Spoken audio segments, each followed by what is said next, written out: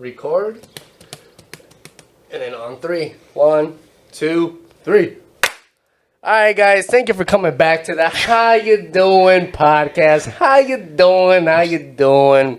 How you doing, David? We're peeking the microphones with our hands, I guess. Yeah, we are peeking. We're peeking the... So it's a way for me I know what that means. It's a way for me to edit instead of paying my brother, you know. Thanks for coming back, listening. I know the last episode right now while we're recording this isn't out because I sent it to my brother because, to be honest, I've been slacking on editing it for some fucking reason because, to be honest, his work has gotten in the way of doing a lot of things because I've been just working a lot. But thanks for coming back. Like, subscribe, comment. Subscribing only takes 5 seconds. If you don't, David is gonna shit in your car. He won't tell you where. He won't tell you where he shit in your car. He just shits in your car. Could be on the steering wheel. Could be in your, where your fuel tank is. Who knows? It's a shitty situation. This is how he gets away with pooping in everybody's cars. But so today we have a special guest. His name is Billy. I always ask, do you want your last government name on there? Billy the Kid. I got nothing to hide. Am I saying this right? Is it Billy Antis? Yes. Billy Antis. All right. Yeah, you're the first person in a long time to actually get that correct. What else do they say? Well, I've heard Antis, Antis. Antis would be my instinct if I'm guessing it's spelled the way it is. I've heard that one too. I've heard Antis. Oh, that's a good one.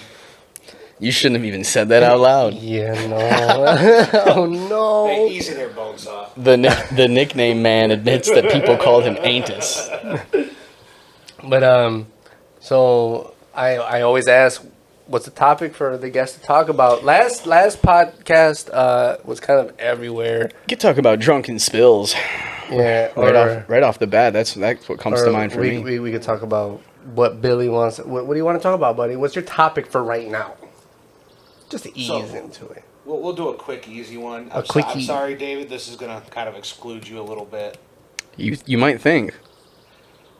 What'd you think about the recent episode of Bleach: 1,000 Year Blood War?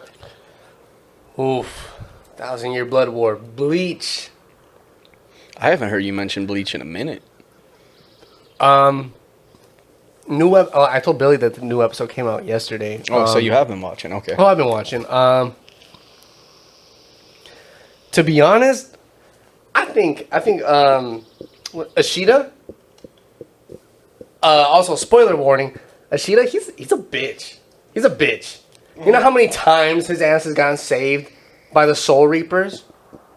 And now he's like, oh yeah, just because I'm the last Quincy, and you guys pretty much massacred. I get it. It sounds bad out there. It sounds bad, but they saved his ass so many times, and I get it. They're the reason why his grandpa died, because it's basically just it's in a simpler way, it's racist.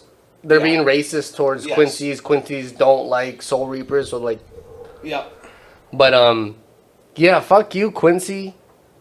Fuck you, Ishida, because you'd be dead if it wasn't for Ichigo. You'd be dead if it wasn't for what the fuck's his name? Chad. It's a weird. First of all, can we talk about that name?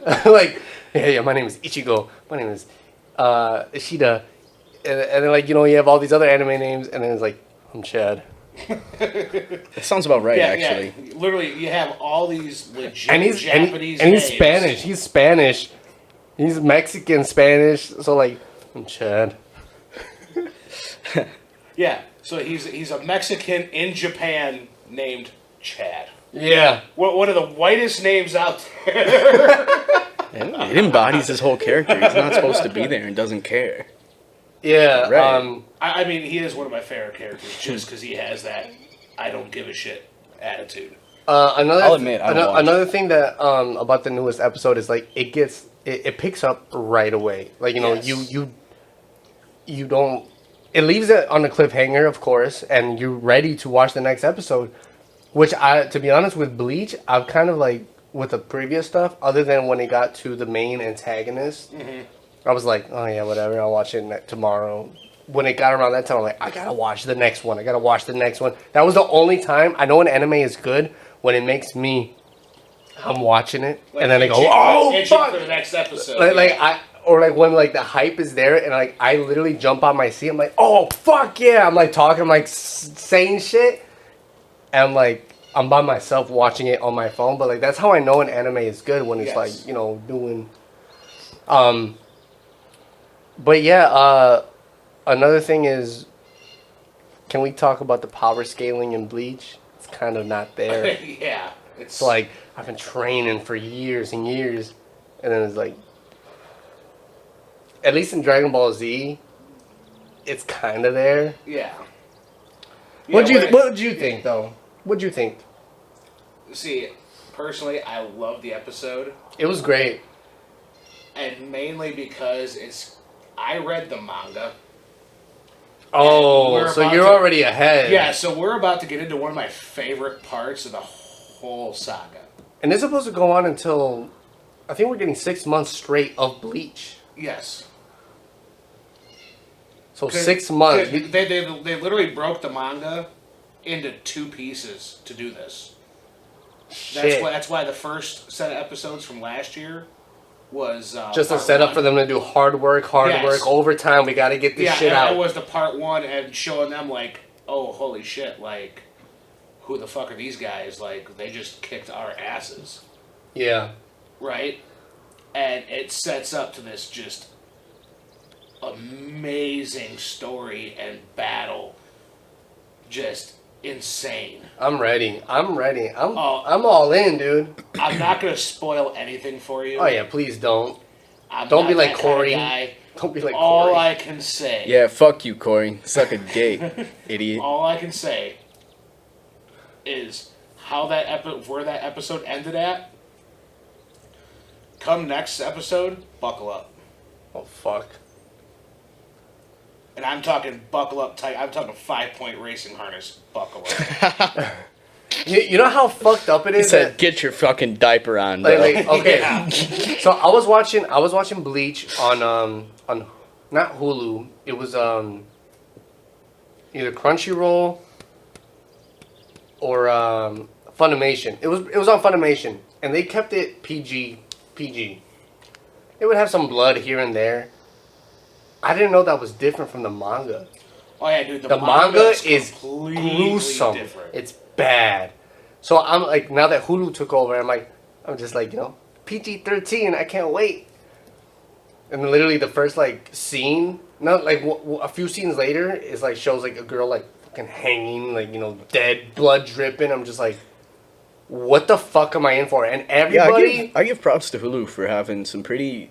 They have the balls to do it. I won't say gratuitous violence. There's nothing that extreme on there to the point where it's distasteful or that it's like, gore. But Hulu definitely puts on some shit that other networks wouldn't or other companies wouldn't allow. Yeah. Absolutely. And everybody... once again... So I find it weird with Hulu. Is because you'll look at one thing that they put on there and... they'll have, like, almost every unrated version of this, and this. But then something as simple as Grown Ups, a PG-13 movie, they put on the edited for television version on there.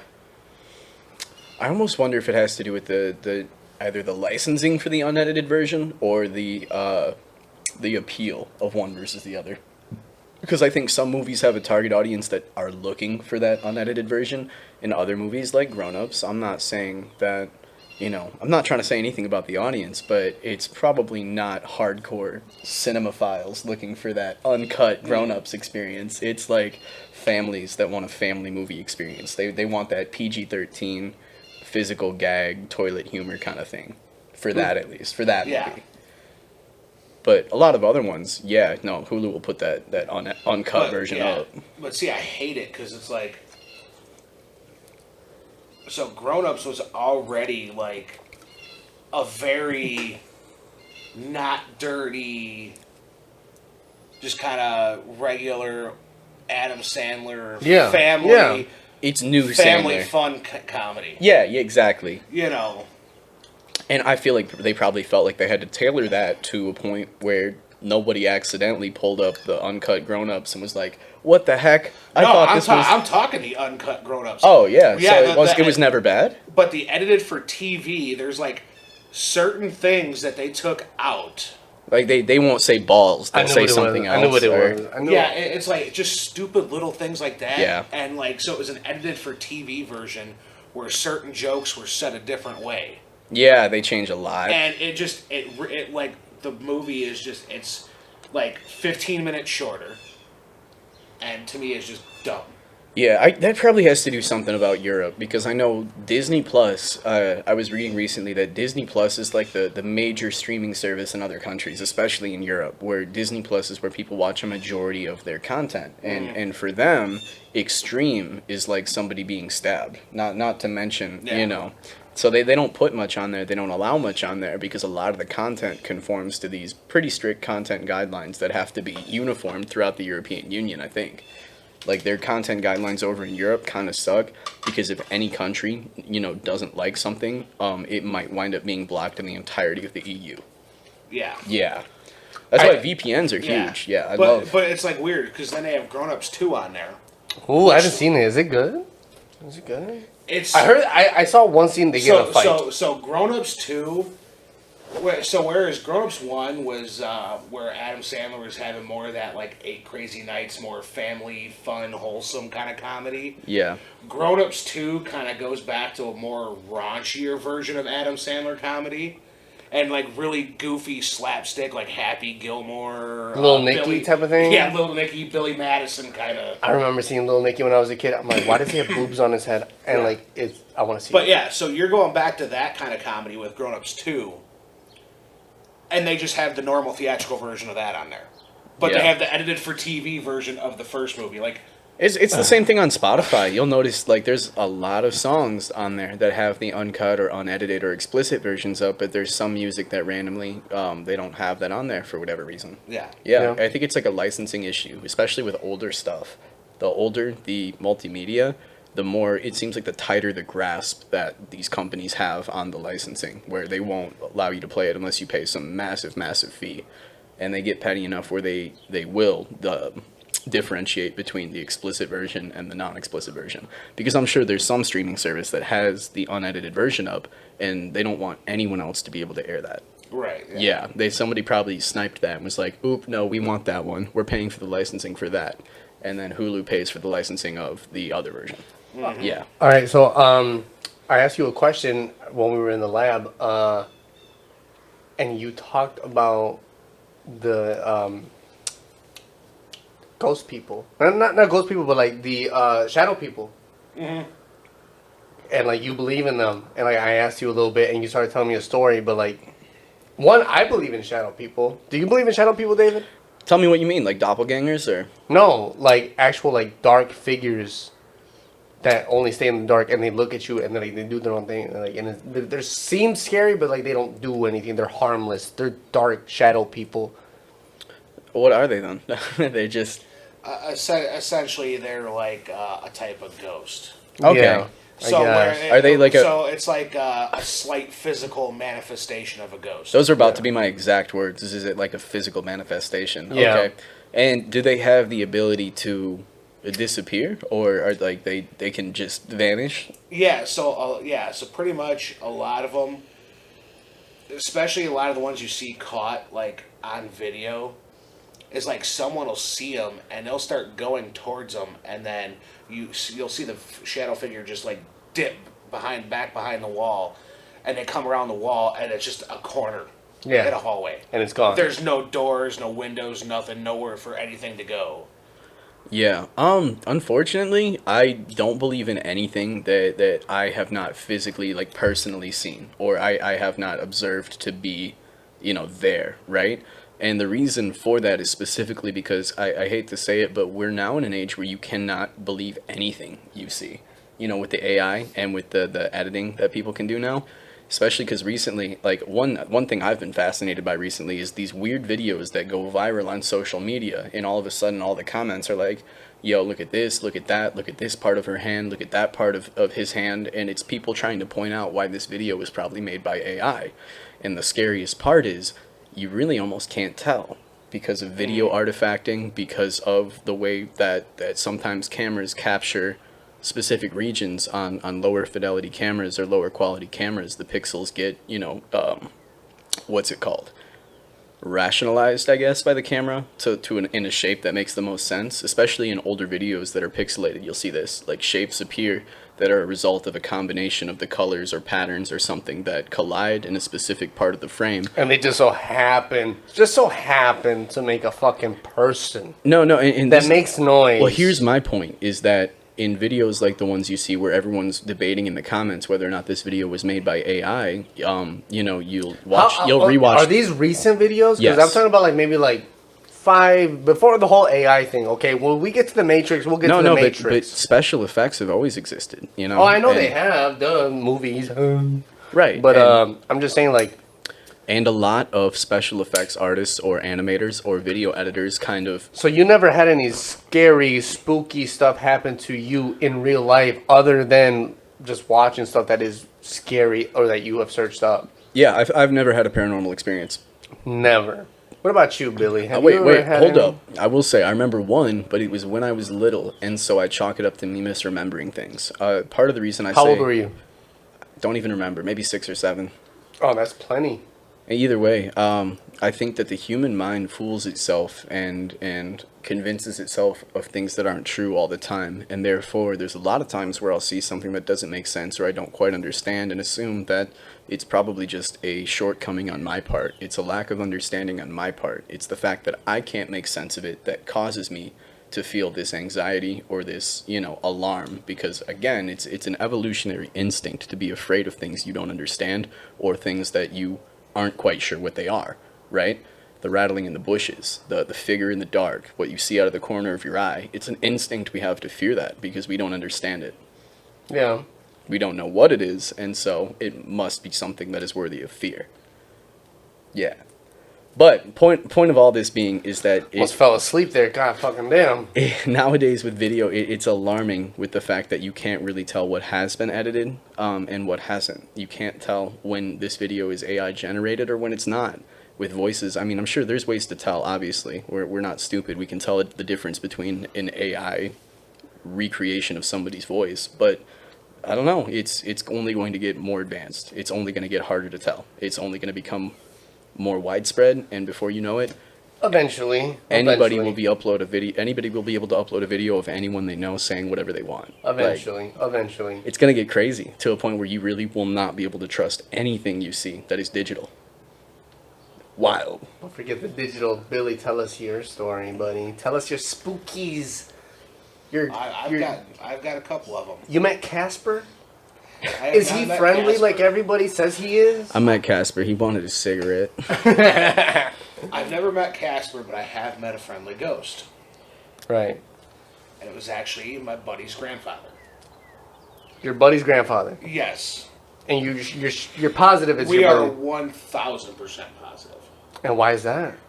So it was at his grandfather's farm. So like he inherited it. And we used to go out there and party all the time and hang out. That was kind of like our weekend home, right? Yeah. Uh-huh.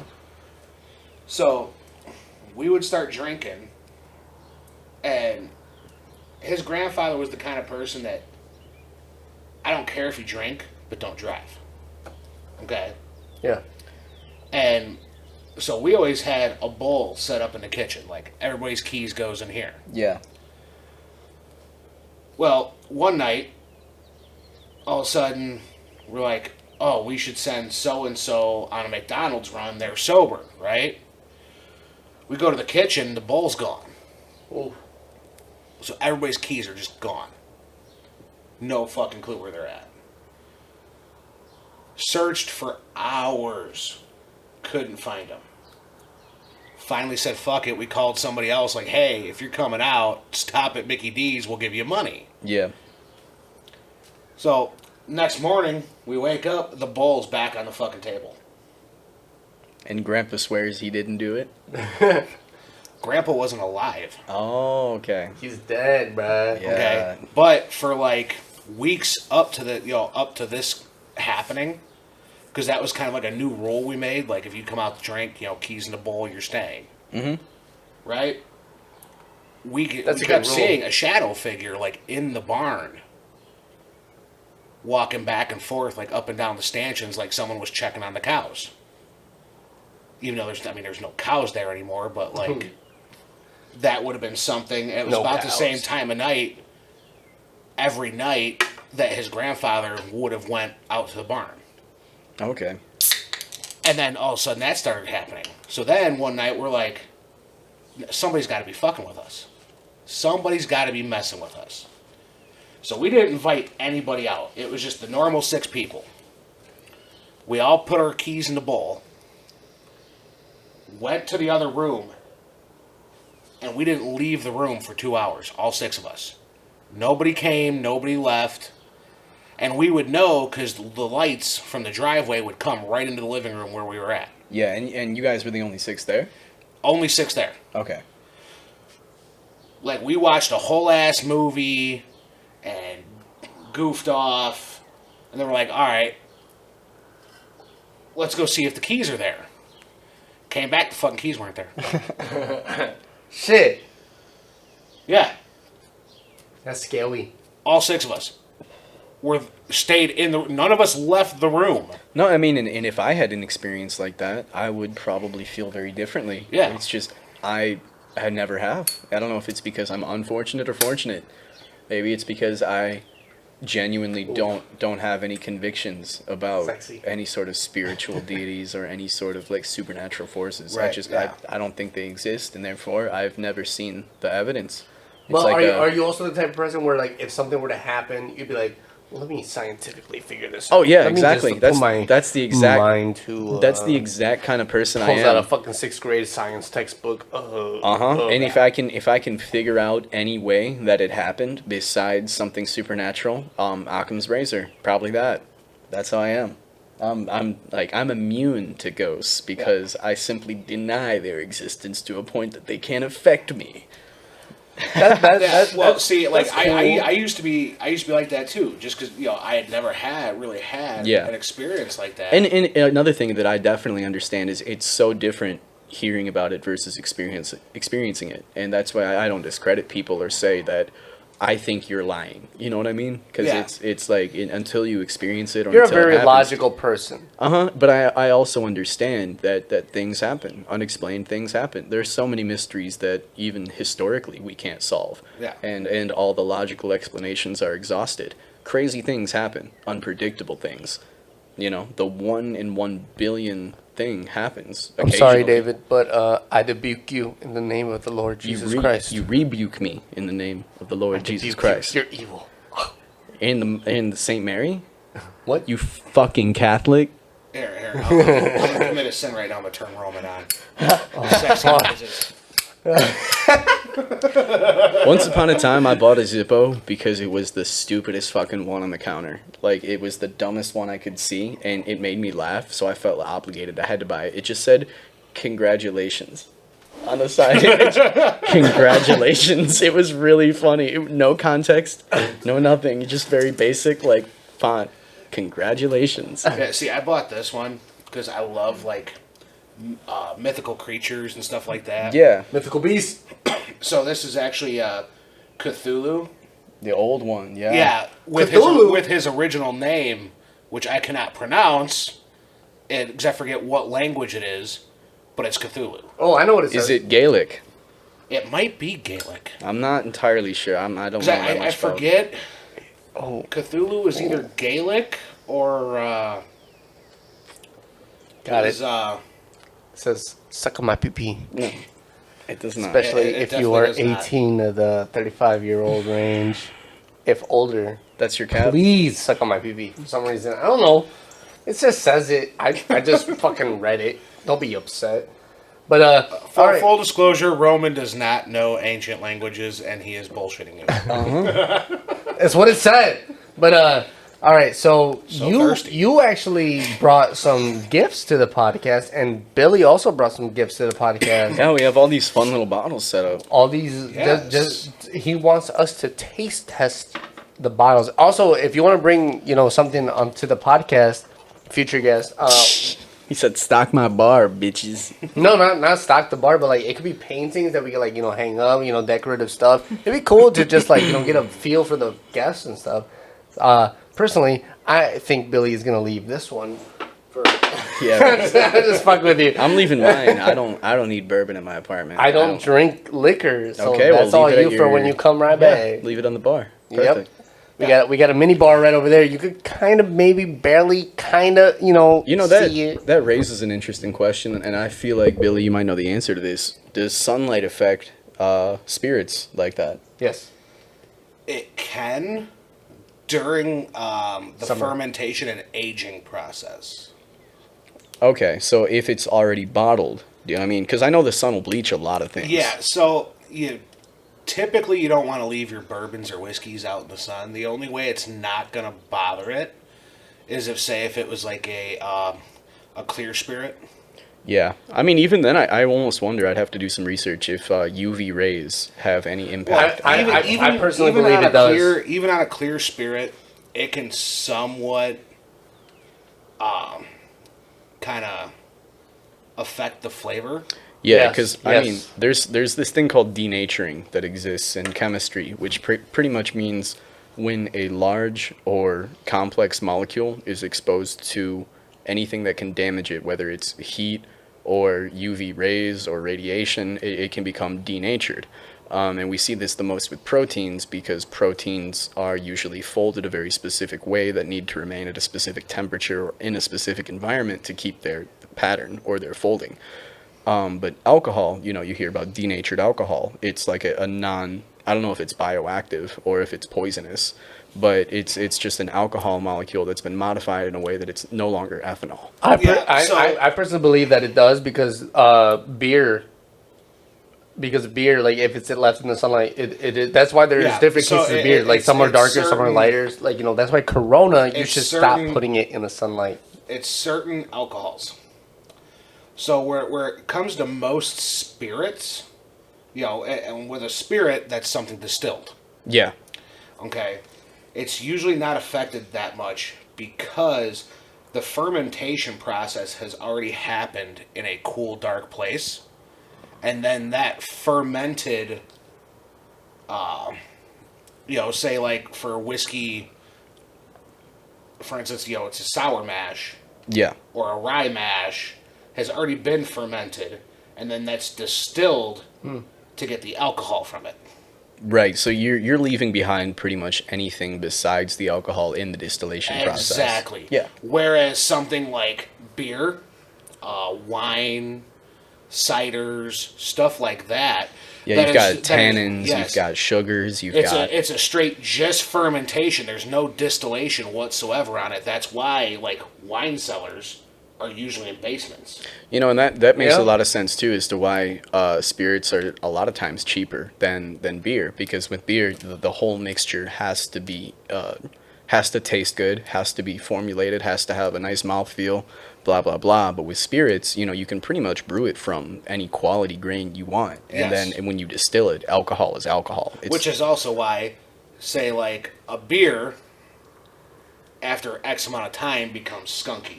It Yeah. becomes no good Heineken, anymore. True. fucking. Because it does expire. Yeah, I mean, and Same with ciders. I'm sure there's some amount of yeast that's still in there. There's some Yes. amount of something that's still in there. Yeah, and there'll be some sort of dead yeast in there. completely dead, or because I think is yeast one of the you can dry yeast out. You can pretty much kill yeast, and then it'll resurrect in the right conditions, right? In the right condition, and they have to be like damn near perfect condition. Okay, so in other words, unless the beer gets as hot as it is when it's cooking, Being brewed, yes. being brewed, then it's not gonna activate. Got it.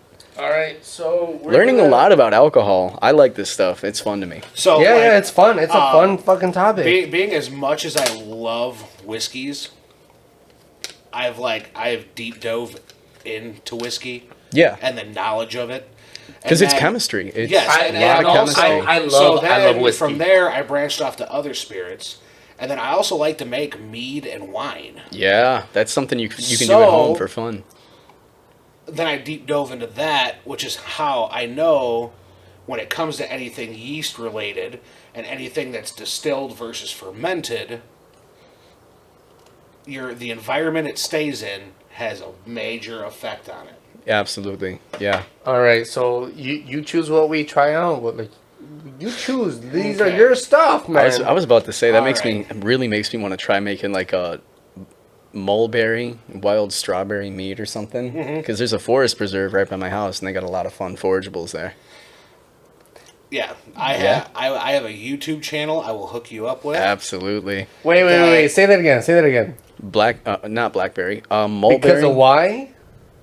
Because of why not? Because it's mead. It's sweet. It's fruity. It's alcohol. You're not finding a reason to disagree, are you? No. Why would I? I don't fucking know about that shit. I just know that you said that there was a. Oh, forest preserve by my house that you can forage at. But you also said that, like, you know, I don't know, the chemical reaction from, like, some shit a while ago, it was affecting the area around you.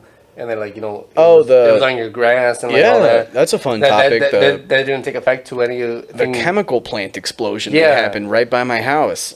So we don't really know yet. That's the thing. That didn't affect anything? Well, we don't know. I don't know if it got all the way to the wetlands because it was downwind. Yeah. I'm sure something got in the water supply somewhere, but that's the big mystery. Because the chemical plant, Chemtool Incorporated, exploded a mile away from my house. It's right by the Rock River in Rockton. That was the shit that we saw at Frito-Lay, like, you know, the smoke coming out. I think it's about on break. I'm like, oh, Yeah, I know people that were working there. Yeah, so it was literally I think about a half mile from the river. Did anybody pass away from Roughly, that? yeah. I think someone might have passed away. I'm not too sure. They did a pretty good job evacuating though. But okay, yeah, cool. not too many casualties or injuries. But the big concern is I don't think they're completely transparent about what kind of chemicals may have burned and escaped into the atmosphere, especially because a lot of chemicals, even if non-flammable, will boil at a certain point. A lot of chemicals will become gases at a certain temperature. Yeah. And because there were petroleum products burning there, there's a very good likelihood that that temperature got hot enough to make a lot of things airborne that weren't necessarily flammable. And that's a big concern. Mm-hmm. I mean, I know they didn't hose it down because they said they weren't going to, what was it? They didn't put out the fire for 2 days because they were concerned about runoff getting into the river. So there was already a concern there with hazardous runoff. I don't know if that means that there should be a concern about hazardous air pollutants there too, but it's a completely valid concern, and I haven't heard much about it. That's the scariest thing is we haven't gotten much news about it. Okay, so I knew people that worked there, and I know what was being made there, and so like what kind of chemicals were there, and since every chemical there was basically petroleum based, it was no different than, say, like a diesel tanker going up in smoke. Yeah. Air pollution wise, which is also why they didn't want to hit it with water to cause runoff, because as long as it only went airborne, it wasn't going to affect the water supply. That, and I'm pretty sure it's if it's all petroleum products, then it's like trying to put out a grease fire with water. Essentially, yeah. Yeah, it's not a good idea anyway. Well, that's because the main thing they made there was grease. Like cooking oil? No, like industrial grease. Yeah, so like axle grease, stuff for your ball joints, tractors. I'm sorry, but that absolutely raises concerns about some of the other chemicals that could have been inside of it. Could have. Who the fuck knows? Yeah, I mean, we can look into it. Like you said in the beginning, it's all skeptical. Who let the dangers come? I'll grow a third leg. I already have one. I'll grow a fourth one. I'm not a mechanic, so I don't necessarily know if engine grease or axle grease is purely petroleum products. It could be widely known that that's the case, but I would figure there's probably, a couple additives to that. There usually is. And the concern is the reservoirs of the small amount of additives that did get put in probably went up in flames too. Yes. So that's... but pretty much everything that goes into petroleum is flammable, and so essentially with that, like what you were talking about with like worrying about chemicals that just wouldn't be flammable but would only boil out, there's no chemicals in actual like industrial grease like that or mechanical grease that is just boil out. Everything is flammable on it. I'm just talking about this really everything quick. that started on fire went airborne. Yeah. I mean, David brought some Kentucky Vanilla Barrel, dude, and this shit is fire. I just gotta let y'all know this is the not sponsored, but like it's good. Try it. Yeah, we're not sponsored by any of the bottles that are on the table. That we're about to try. we just enjoy them. My brother. Lagavulin, if you ever see this, I will start a YouTube channel if you want to sponsor me, because I love your product. No, you are gonna start a YouTube channel, a cooking channel. That's right, I did say that. You are gonna start a cooking channel. I need to get a camera for that. Man, me too. I need to get a camera for this fucking podcast. On that note, Well, see, I already got the laptop. I just need a camera. On that note, I think it would absolutely take off if you did a whiskey review plus a chemical analysis or something along those lines, where you review the chemistry of the bottle, what might give it the flavors it has. You do look like someone that would do a fucking So I can alcohol try already shit. tell you that with some of these. See, and I feel like that would take off, especially if it was like a scientific kind of analysis. People would love that shit because I'll tell you, there's an Well, because I'll even use these in some of my cooking. Well, there's for the simple fact of that. Yeah, and there's an epidemic right now, and I'm sure you know, of people online who review either foods or products or alcohol, and they don't know what the fuck they're talking about. They sound like they do. And it's and but it's, they actually don't. Right, and people just watch it because it's just like background noise. You know, you don't have to know what you're talking about anymore. People just want to listen to shit for background noise as long as it sounds. You know what's funny? When I worked at TGI Fridays, they would say like when you describe something, you gotta make it stand out. Like when you taste this drink, be like, it's like you walking down by the beach in Florida, They want you and to you smell the aroma of the ocean and the cooking. They want you to walk up to the table and say, the firecracker shrimp, it pops. It gave me PTSD flashbacks. Yeah, I went, but they want you to use wow words. Like, think of like this beer, like when you drink, be like, oh, it was like that one time. It brings a nostalgia of when I was sprayed by a when I skunk. was 16 and I was like, Now sneaking. that It brings you're that saying that, excitement when I was over there. I will Nostalgic I will feeling. describe this scotch. I want all of us exactly to do. like that. Can we? Okay. That'd be fun. Yeah. Like we Now- just. The Knob Creek. Now during this tasting, I'm only gonna have one drink due to I am driving myself. 'Cause Okay. Yes. my buddy bailed on me. I was gonna say, don't even pour me a full shot. You know, I taste. wasn't. No, Yeah. I thought we were just gonna For take, like, a little tastings, sip. I'm just doing sips here. Yeah, We're perfect. just doing Just sips sips. here. I'm just gonna. Cannot be about to have 8 shots of bourbon. Yeah. No. Yeah, no. Yeah, no, this is like if you actually go to like a place that, like an actual distillery for a tasting, this is about the size you would get. Yeah. And so, if you smell this one, Well, I can't smell, so I'm gonna skip that one. Oh, yeah. So- So we should give background on that. Well, not complete background, but just context. I was in an incident where I No longer have the sense of smell. pretty much Yeah. due to the brain being damaged, not coronavirus, head trauma thing. COVID-19. okay, so at least for David, you can smell this. It smells slightly wildflower. I was about to say floral. Lightly honeyish, right? Yeah. You're going to get those same notes when you taste this one. So, because this is essentially going to taste like you're walking through just a giant open meadow of wildflowers and grass. Like honeysuckle, yeah, I get like honeysuckle. And like honeybees and shit like that flying around you, okay? Okay. So, All right, on 3. cheers, boys. Cheers. Thank you.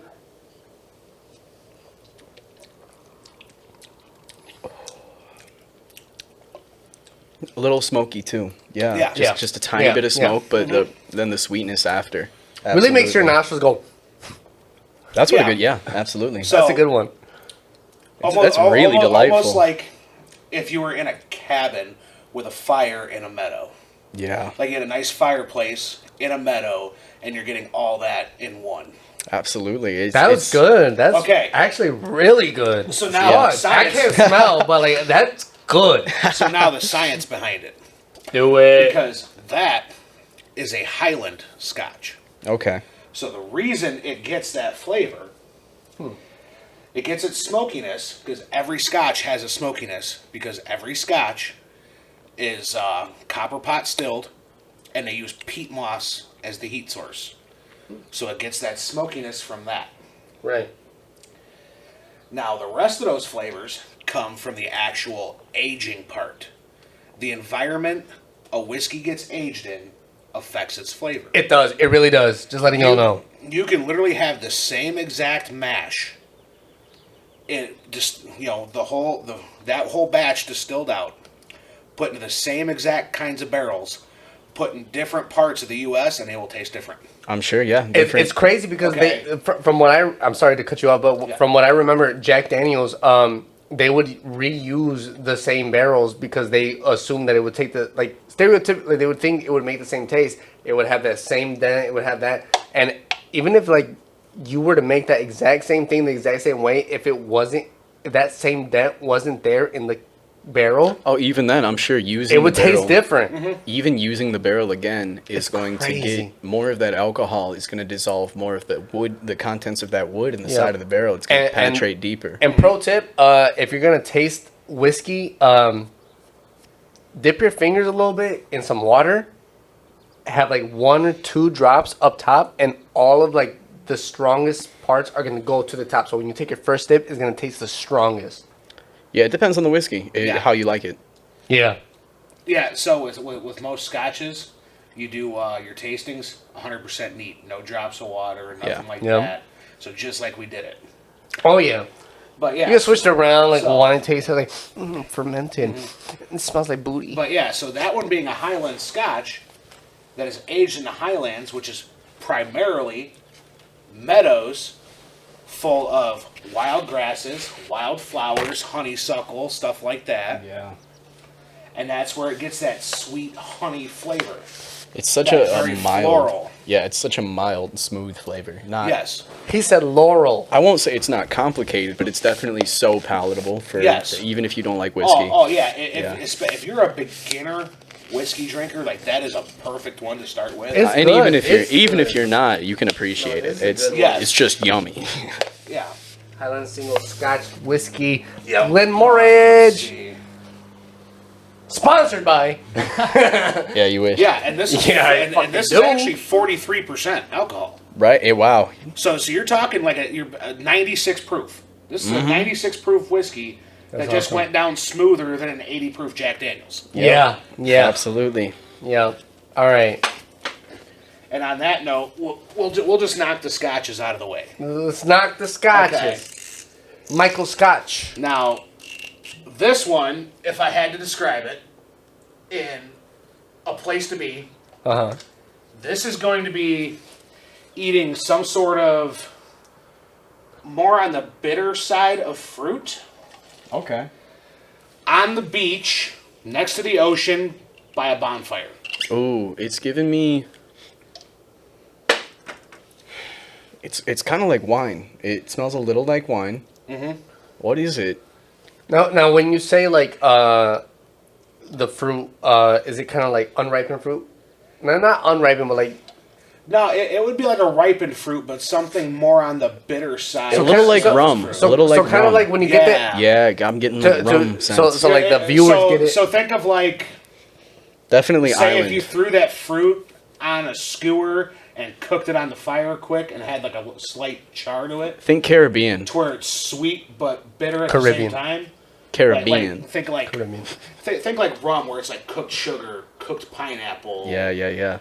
It's bittersweet. The way that you were describing it, it reminded me of when you're eating grapes and you get that weird one that's a little small and you taste it and you're like, oh, it's not that. It's a little sour. I love sour stuff too. I'm not getting any of that here. Yeah, you're not going to get any. Well, I can't smell. So if you want to open it up and smell it, he's speculating. He's fucking guessing. Yeah, you're not. No, I'm going off of his description. Gotcha. Yeah, I got to use my other senses. You're not going to get any sour notes. See what you guys type to me. Eating cooked fruit next to a bonfire on the beach with the ocean air blowing in your face. I've never had cooked fruit. It's crazy. Really? Okay. Well, then this will be an experience for you. All right. You ready? Cheers, buddy.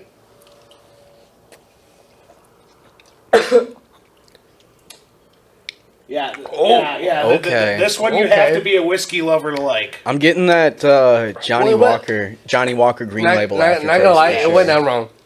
It went down a little bit wrong, but the second taste. I would say if we're talking about cooked fruit, it tastes really is more bitter. It tastes like somebody maybe cooked some fruit wrapped in a palm leaf or something. Yes. Yeah, something a little greener. Yeah.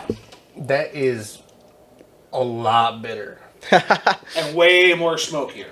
Oh yeah. I don't know. I don't taste too much smoke. I'm getting the bitter notes for sure, but I love black coffee. I love black tea. That's what it was. That's what it was. It's like when you like have your made coffee and you just like should I add a little bit? Should I add a little bit more creamer? Should I add a little bit more sugar? Yeah. Like, it's good though, guaranteed. Yeah. See, and I like beer like that too. I love the what is it? Guinness extra stout. Yeah, something very, very hoppy, something dark. You're a Guinness fan. I'm the same way. Like, I love dark lagers, stouts, stuff like that. Do you like sours? Some. They get me. I make mistakes frequently with them because they're usually like 8-9%, and I bring them to a casual function, and everybody else has 2 beers, and I have 2 beers, and I don't realize it's like I just had 4.5 beers, and then things get interesting. It gets weird. I end up.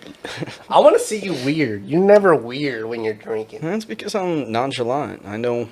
I mean, I've been fucked up enough times to know when to chill the jets. And just not but say I want to else. see my co-host, one of my closest friends, getting weird. It's funny. I'll bring mushrooms next time. Oh God, I'll get weird. Yeah, he'll get real I'm good. weird. I'm good. Do you like mushrooms, Billy? I have partaken in mushrooms before. And Yeah? Yes, I do. I'm a big fan. I do enjoy some shrooms. I'm a big fan, especially because like the more you experiment with psychedelics, the more you find your comfortable dose. And like I used to be the kind of person who was always like, yeah, I'm gonna take like a lot, and then trip like crazy. And now that's not even enjoyable for me. No. Not at all. I get anxious right away. Mm-hmm. As soon as I start tripping too hard, I'm like, I mean, almost any time I come up on anything, I'm like, how bad is this gonna get? That's always my biggest anxiety. Is like, okay. Yeah, I do that. So I used to be the same way. And then, like, I haven't done it in a really long time, but when I still did it, like, I got to the point, like, 1 or 2 caps just mellow me out. Yeah. Like, chill, get a good vibe.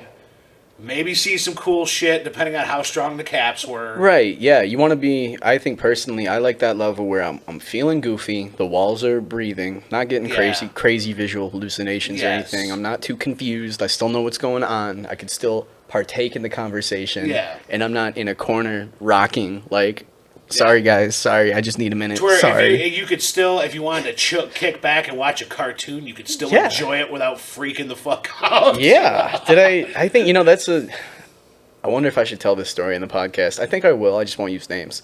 So, in my friend group, about a week or 2 weeks ago, I mixed up a little concoction for one of our friends. You mixed up a little meth and a little... It was a little concoction. And what I did is I crushed up some shrooms into little pieces, right? Threw them in a cup. And then... Oh, you just turned me way down. Oh, shit, that's you. I forgot. You're number 1. I'm number 2. I just got turned down. All right. Yeah, excuse Roman. He's messing up. He's got to go El Baño. Yeah, I got to piss too. I just been holding it longer. I'm a champ. Stories to tell. But so we were all hanging out. And I was making a little concoction. I called it a wizard potion. That sounds interesting. It was lemon juice and crushed up mushrooms because I like chemistry too. Fun fact. The whole lemon tech thing that people talk about, there's a very good reason, or there's that is like it works chemically. It's a whole chemistry thing because apparently psilocybin is not itself psychoactive, meaning that when you take mushrooms and the psilocybin molecules enter your stomach, they have to be enzymatically cleaved of, I don't know what chemical group it is or what active group it is. But it has to be cleaved of something and converted into psilocin. Psilocin is what actually makes you trip. So when you eat the mushrooms, it's sort of a gradual chemical process of the psilocybin being converted into psilocin into your stomach, and then it enters your system, and then... Why is there a fucking shit here, dude? Oh, what? Hi. Camera footage of the bathroom window. Okay. I could make a pie, but I can't. Hello, boy. Shut the damn window. I don't want to smell you, fucker. All right. But it's a gradual chemical process, which is why the come up takes about 30 minutes to an hour, depending on. Can I talk? I'm kidding. I'm sorry. I got really sassy. Really sassy. You're the guest at this point. I know, and I'm talking about fun things. But What's fun about it? Let's talk about it. Well, he may be the guest, but when the owner-operator of the podcast just gets up and walks away. To the bathroom, to take a shit, with the window so open. Unprofessional. When the host leaves, he's just going to edit me out of this episode. Yeah. I keep forgetting that you're fucking number one. Unprofessional. Well, you're number one. I thought I was number one. We'll get a little label gun. We'll get one of those little label guns. We definitely do. Yeah. Yes. Perfect. And also, when the host old leaves, school rock bandit, just when the host Sharpie. leaves, he expects his co-host to take over. When the host leaves, he expects the co-host to leave with him. And when the host leaves, they expect you to come back. Oh man. Nope, I'm leaving.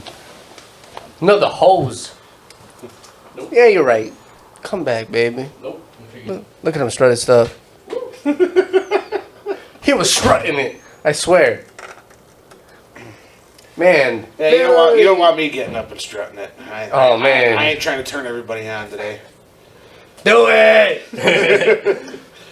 No, but how does it feel to be on the podcast? Like, I want you to be another guest because it's fun. Yeah. It's fun. This is no, a good dude, time. I'm having fun. Like, just kicking back, having fun conversations. That's me. One of the best things is that made me more confident in myself, and actually more myself at work. I don't know if you noticed, but I knew you were cool because you actually came into the classroom when I was training, and I would see you and I would just wouldn't say anything. I'm like, I know he's a good guy, he's cool, he wouldn't judge me, but the moment I started talking to you was after the podcast, and I got more confidence in myself. It's fucking awesome just talking. And I don't care if you don't like me. I don't care.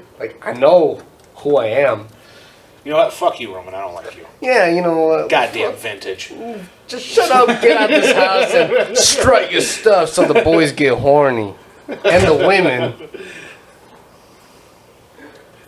Still strutting. David's got something to say. He just came in with a smile on his face. I have a breaking announcement. What happened to my house? I went in that bathroom and I felt the sink. And you know what I felt? What? Bone dry. My host does not wash his hands after he pisses. Called out. I don't touch my dick. What's the point? Ah! I don't touch my dick if I don't... You don't want to admit that. I don't touch my dick. What the fuck? He said, I don't need to. It don't hang. Got him. I don't gotta shake it. The fuck? I give the... Whoop, whoop, whoop. See, that's 3 times. That's playing with it. It is. You broke the golden rule. Ah, fuck the golden rule. You shake it more than twice, you're playing with it. This is definitely the whitest saying ever, but if you grew up with a white dad, you've heard that. You shake it 3 times, you're playing with it. I've heard. It's even in a song. Oh my god, that's a legendary. That's an iconic reference. That's pretty underground. Yeah. I thought it was something serious. Yeah, I didn't wash my hands after I took a piss because I didn't touch it. I went sideways on my hips. No, that's just the down. iconic. That's the iconic saying. You shake it 3 times, you're playing with it. I know. I've heard that too. Yeah, you have. Shake it once, that's fine. Shake it twice, that's okay. Shake it 3 times. And you're playing with yourself again. Again. That's how the song goes. All right, where were we at? We were talking the chemical reaction that causes. Right, it can be carried out before you ingest the mushrooms with citric acid, which means lemons work, lemon juice works. Pretty much any beverage that is high in citric acid will be, viable. We would actually throw it. We would make a Hawaiian burger, with pineapple. You know what? The craziest part about that, I have to double check on this, but I think pineapple is special because it does not contain citric acid. Really? Yep, it has a different acid. It's It's because it grows in tropical regions, basically, where at nighttime it gets really cold. So plants that grow in environments like that do not contain citric acid, but another source of acid. It might be pyruvic acid. It might be... It's not coming to mind, but it's I think it's pyruvic acid, where there's no citric acid in them. It's a different kind, but it still has the same tingle. Yes. Yeah. But then again, I also don't know if other acids work. They might work just as well. Well, they probably do. I will tell you, we tripped balls. Okay, then, because just by virtue of it being an acid, a lot of acids work similarly to different degrees. Yeah. And have different... most fruit acids work similarly to each other. Right, yeah. They're all a fairly weak strength acid at a, Yeah. You know what? They're usually a very natural occurring acid that, that cause it with proteins that cause an enzyme reaction. Which is what you were talking about, which is what you need in order to get the hallucinogenic trip versus just the I'm going to kick back and relax. Oh, you mean, technically speaking, it's all the same. It'll be the same once it kicks in. It's just that it kicks in so much more with the, when it all kicks in at once, when it's already converted to psilocin, that it seems like Explain psilocin. That's what happens when you... And 3. Wow. Alright, so we're back after technical difficulties. Technical difficulties. We've had it at Yosh's. We have it at my house. We have it. You have it in your relationships. You gotta check up on your girl. And at least now that it's here, we know what happened and we can fix it. Yeah, exactly. It's our equipment. Check on your girl. Yeah. But yeah, so basically what David was saying, it's the chemical psilocybin turns into... Once it has the chemical enzyme reaction inside the stomach with some sort of acid, citric apparently is the best one to use. Yeah. And that can intensify the trip because it can make everything hit at once. Hell yeah. Right. So it's like instead of waiting for something to kick in, it all kicks in as soon as it gets to your stomach and gets absorbed. You don't have to wait for, like a lot of medications. Vyvanse is another one like that, where it's basically Adderall, but there's an amino acid attached to it, and it doesn't kick in until you eat it. It gets to your stomach, and then the stomach acid cuts off that amino acid for it to become the, Adderall molecule. Yeah. So, same thing, same concept, but you're like converting it all so it happens right away. And this also means that you can attain, like, crazy trips that usually... Can I ask you a question? What up? Why do you talk like that? What? Can I just ask, like, why do you talk like that? I don't know, I'm pretty refined. You go, like, textbook talk. You go, like, so you could attain, not, like, also, like, so you could feel. You kind of use, like, actual text. I've noticed this, and, like, I think, I'll give you a really good answer, honestly. Because when you're trying to remember scientific information or academic information... Especially, like, read it that way? Yeah, it helps me recall it. When you go back to the way of speaking that you read it, that it helps you recall sort of, what you read. It goes back to the way you remember. Yeah, exactly. Recall. Absolutely. So that's how I learned it. That's the way that it was expressed to me when I learned it. Okay, yeah, because I've always wondered that, because I'm like, this guy talks like... Yeah, you notice I You're a normal switch. guy, and I know where you're like, and I remember this one time E equals MC squared, and the fucking pussy was actually distasteful. I try to be relatable. I learned a long time ago that people don't like when you talk... have you ever found it academically all the time. Have you ever found it a problem that when you are explaining what you're saying, that people are like, yeah, that's cool, but like don't know really what you said because you said it in a textbook way, that they're just like, yeah, whatever. Yeah, I think I'm, for the most part, pretty good at knowing when someone doesn't understand what I'm saying, and then I can express it differently, or express it with an analogy or a metaphor or something like that. Express it. Just say it differently, man. See, that's why you guys work so well together on this. Yeah, I think ultimately... I talk about it like a normal person would. I explain the same way... original manifestation of the fucking... and my way to prove this would be the butthole talk. Yeah? Butthole! Because David was bringing up how it has that metallic blood vessel taste because of this and that. And you guys were talking about buttholes while I was gone? We had this whole conversation on the podcast. I'm the one that said it. And but you were the one, like batteries. Yeah, and I said why it probably tastes like batteries. You said, because like batteries.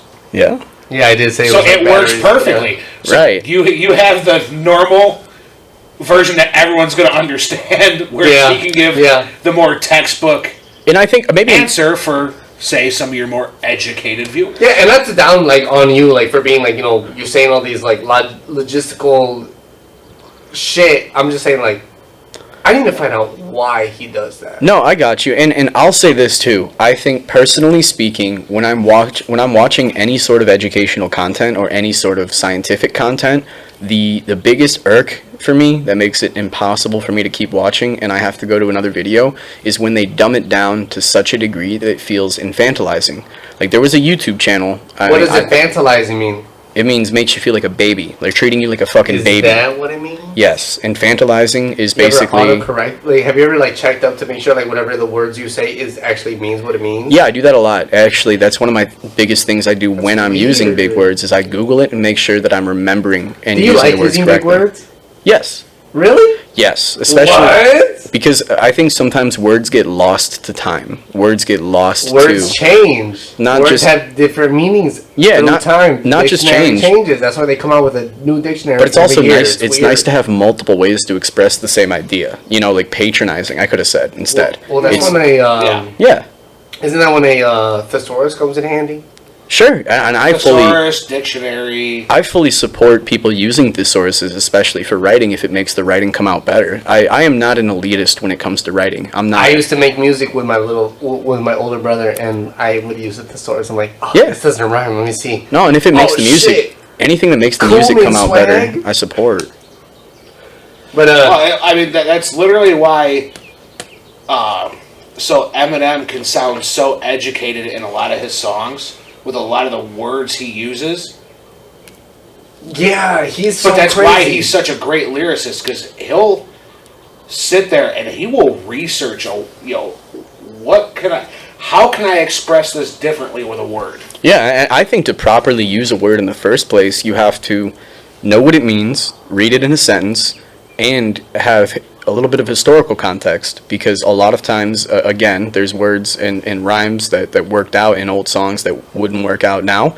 But if you look up those words online, you'll get the old definition. It's just you're going to get laughed at if you use that now.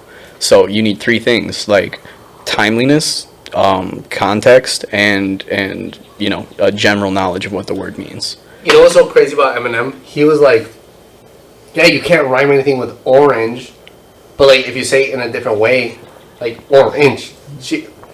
I was 4-inch, orange, door hinge. You know Yes, what I mean? that is called a near rhyme. You learn about that in It's like crazy. I'm like, oh fuck! Like he used it. usually you learn about that in high school English, the near rhyme, they call it. I didn't. No? Never Oh. mind. What school did you go to, Mr. Musical? Beethoven was the teacher. No, I went to Lutheran. I was in like dual credit literature and exposition for my senior year. I was I think it was through Concordia University, Nebraska. They had an English course that they were doing digitally, so all of our work we would actually submit to a professor at Concordia University, Nebraska. Interestingly enough, that professor told me I wrote one of the best poetic explications of Shakespeare that he ever read. Then he crossed you off his checklist. He's like, all right, go sit next to me. You wrote one of the best. It was one of his sonnets. I forget what it was called, but it was I have to look it up now. Go ahead, guys. I'm gonna figure out which sonnet this He's was. like, I gotta find can out. barely remember I gotta it prove now. myself. And Roman, I learned the same stuff, and I went to North Boone. Mm-hmm. So I mean, were you just not paying attention in Belvedere, or? I was. They didn't teach that in fucking language arts or English. They really didn't. Not that I remember. I still got a B on it if I do remember. But all right. So we gotta try the next three that you have, unfortunately, and blissfully, goddamn. Yeah, you know what? I'll take it easy with you on this one, Roman. We'll do the tequila next. Yeah, I think you like that. I'll probably like it too. I have nothing really to gauge it against. I don't drink tequila that often because I'm not the biggest fan of cheap tequila. So I don't even have good Okay. tequila to reference it against. So this is a very good tequila. This is This is very similar to like drinking a very good quality whiskey, Okay. where it's a lot smoother, it's a lot more flavorful. Another thing I do know is that alcohol that is made with a sugar base is a lot different than alcohol that's made with a grain base. Yes. It has a whole different flavor profile. Yes. It hits your tongue different. That's why rum is so different compared to say Yeah. gin, vodka, whiskey. Yeah, bourbon. you're right. It's like it Because hits all those are grain based most of the time. Absolutely. The only way you get similar from a vodka to a rum is if it's a potato vodka, because it's the sugars from the potato. Yeah, the causing different starch. yes. Whole different starch. Yes. And I know, personally, one of my favorite flavors is, I don't know what alcohol they make it with, but at Texas de Brazil, they have this thing called like a I'm gonna catarana. take a sip of this one too. It's called that good. He's like, let me get a sip of that one. It's called a catarana, and it's made with like something distilled from sugar cane. And I love the taste of that. Yeah.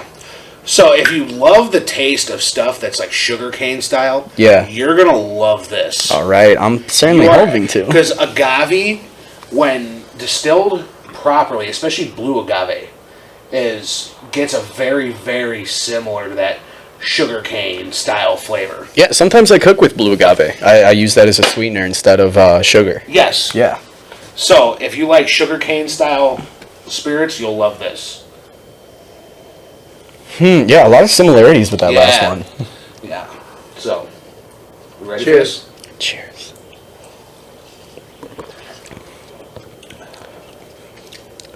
Yeah, right away. You can almost taste like the desert. It's got that Yes. that arid sort of dry aftertaste. Absolutely. I'm gonna be a hater on Facebook or fucking YouTube. You ever tasted a desert? What deserts have you tasted? It's like desert. It's like desert air, almost. You ever been to one? Well, because since that's not a clear tequila, it's not a blanco tequila. Yeah. I'm gonna dumb it down. That shit's good. That's Yeah. it. You don't Since it's need. not a blanco, it hasn't been. You don't need a lime as a chaser type of tequila. Yeah, It's- this has been actually put in a barrel and slightly aged for a small amount of time. Okay. That's why it gets the darker color, just like a whiskey does. Right. But since it gets aged for a small amount of time in those barrels, that barrel, it's the same difference as the whiskey. It takes on flavors from its environment. It almost reminds me of like what else is it? I had something on the almost like a perfume kind of. Yeah. I'm getting almost like a perfumey kind of note there. Yeah. Almost wonder. What? Nothing perfumey for you? You ever taste perfume? No, taste how perfume smells. Oh yeah. What? Sorry, guy. Fuck you! You've never tasted something that tastes how something else smells? Yeah, I have. Okay, so you get what I'm That's talking about. essentially what he's talking Yeah, about. yeah. It's like how perfect. I'm yanking a chain, bruh. Almost like an incense or something. That Yes. kind of, yeah. Yeah. And see, that comes from the desert, where the Yeah. desert is filled with a lot of sagebrush and stuff. like that. Oh, yeah. So Okay. that's where that incense kind of Yeah. comes into play on it. You know, and it's funny now that you mention that. I'm almost imagining like burning sage. You know, Yeah. like someone saging a place. Mm-hmm. Yeah. Yeah, Absolutely. yeah. Well, Now you're getting it. My memory from saging a place, yeah, it does play a part. Bingo. see, here you go. I have a question, the though, majority of the really trees in the areas where they would use to heat up the stills Yeah. is going to be like mesquite trees Okay. that are surrounded by sagebrush. Yeah. That makes a lot of sense now, that the wood being used itself. Now, in that distillation process, is it usually sealed off from the fire and the smoke, or is it... So every still is sealed Yeah. to a manner. Okay. But, so the receptacle where the distillation process actually happens, where it cools off and drips to, that's not a fully sealed container yet, because it hasn't been put to the barrel yet. Yeah. So that smoke and whatever environmentals are there, that's how that gets there. I almost wonder if anyone has ever tried building a still like that specifically ventilates all of the exhaust from the fire to an area in proximity to where the distillation is caught. Yeah. So most stills, even in like commercial, even in big commercial factories, like commercial places, the stills are in an environment that isn't like sealed off From the outside or from the fire?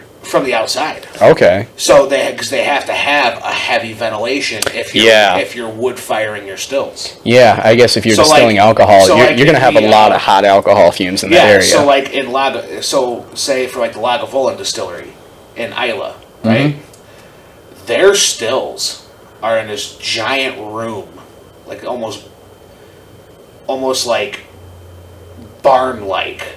Yeah. Like made of like a Scottish barn made of clay. Right. With like there's like no everywhere where there would be a window for glass, there's no glass. Everything's open. Oh, okay. Because they need that airflow to not only come through and keep the fires going, but to ventilate. So that's how the smoke gets entered into the process. All right. Okay. You brought shit for him to taste, but he says he doesn't want to taste anymore. Who?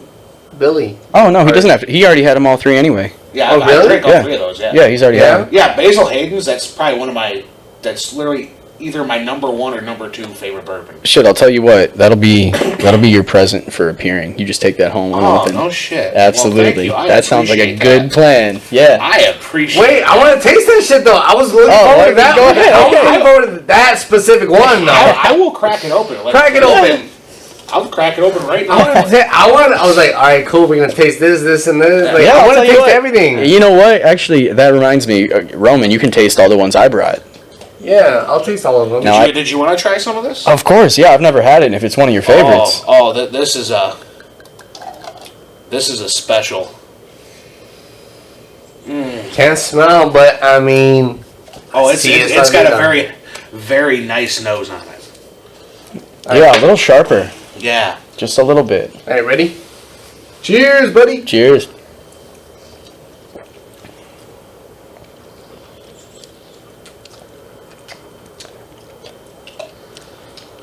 I'm trying to find anything special in there. Nothing stands out.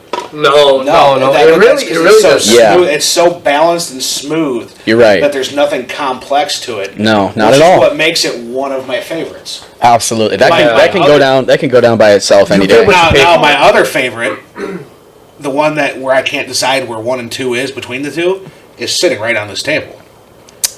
And that's the 1792. Yeah? For bourbons. Okay. That one. Let's read this. That one is a bit more complex. I wouldn't doubt it. No, it looks, number one, older, probably more refined, probably. Looks like it was probably made or devised back when people appreciated more complex liquor. Yes. Yeah. So if you were to bring any one of these bottles at a party, which one would you bring? So am I bringing it for myself or am I bringing it to share? Be like, hey, try this shit. Hey, it's good, ain't it? So if I'm bringing to share, I would probably leave the 1792 and the Lagavulin home. That Glenmorangie, the Basil Hayden's, the tequila, or the Sexton Irish whiskey, I would bring any single one of those to share. Yeah, this even has like an old kind of classic smell. Yes. Yeah. It smells like, almost reminds me of like an old car, like Grandpa's basement, or... You know what's weird? Like when I look at it from an angle, it reminds me of Hennessy.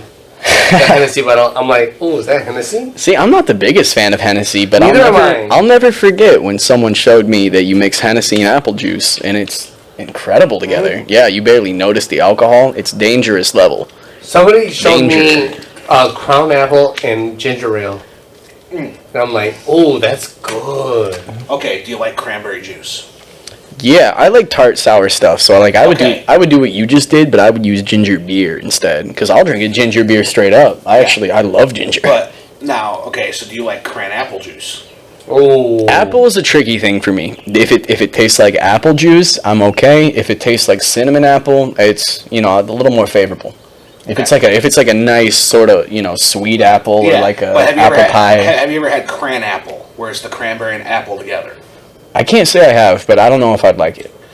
It's really, really good because it's like you get that mellow sweetness of the apple with that tartness of the cranberry. I think what it is I associate apple juice with like the cheapest fruit you can find. You know what I mean? And it's not like I like apple pie. Sure, I like what else do I like that's apple? I like fake green apple flavor. I like I guess not too much, but Laffy Taffy. But typically, apple juice is like, I don't know if you know this, but if you see those little jelly packets that say mixed berry, the number one ingredient in those is going to be apple, because they pretty much utilize all the bad apples and all the apples that they can't use for anything else. Yeah. So, like, anytime you get like a generic fruity berry flavor, that's always going to be apple. So now my mind recognizes it, and I don't like it.